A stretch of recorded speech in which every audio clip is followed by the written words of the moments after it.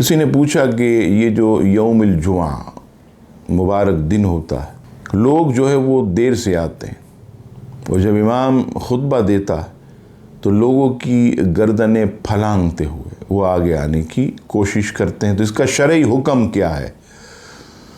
سنن ابن ماجہ اور صحیح ابن حبان، امام نسائی نے بھی اس حدیث کو نقل کیا، امام خزیمہ نے بھی اپنی صحیح میں اسے نقل کیا، امام احمد ابن حنبل نے بھی اپنی مسند میں، یہ تمام کتب احادیث میں یہ حکم نبی پاک علیہ السلام کا موجود ہے۔ حضرت جابر بن عبداللہ انصاری رضی اللہ تعالیٰ عنہ اس کے راوی کہتے ہیں ایک شخص جمعے کے دن مسجد میں داخل ہوا، یعنی مسجد نبوی میں۔ رسول اللہ صلی اللہ تعالیٰ علیہ وسلم جمعہ کا خطبہ دے رہے تھے، تو وہ آگے آنے کے لیے لوگوں کی گردنیں پھلانگنے لگا، تو نبی پاک علیہ السلام نے فرمایا وہیں بیٹھ جاؤ، تم نے لوگوں کو تکلیف دی اور آنے میں تاخیر کی۔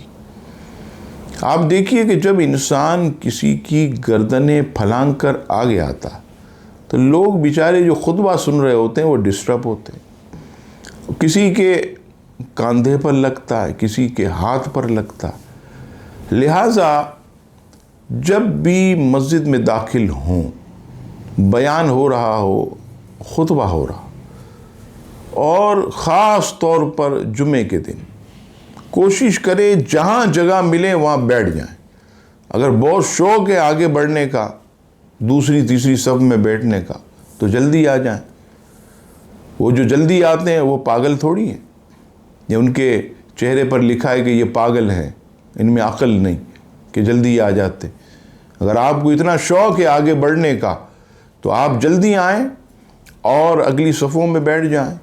بعد میں آن کر لوگوں کے کندھے پھلانگ کر انہیں تکلیف دینا، یہ سخت جو ہے وہ ناجائز ہے، اور علماء اس پر شدید کلام کرتے ہیں۔ اور ایک مقام پر نبی پاک علیہ السلام نے تو یہاں تک فرمایا کہ جو جمعے کے خطبے کے دوران لوگوں کی گردنیں پھلانگے، قیامت کے دن اسے جہنمیوں کا پل بنایا جائے، اور فرمایا جائے گا جس طرح دنیا کے اندر تو لوگوں کو تکلیف دے کر کاندھے پھلانگ کر تو آگے بڑھتا تھا، آج جہنمی تجھ پر سے گزر کر جہنم میں داخل ہوں گے۔ بچنا چاہیے۔ اللہ تبارک و تعالی ہمارے مسلمانوں کو عقل سلیم عطا فرمائے۔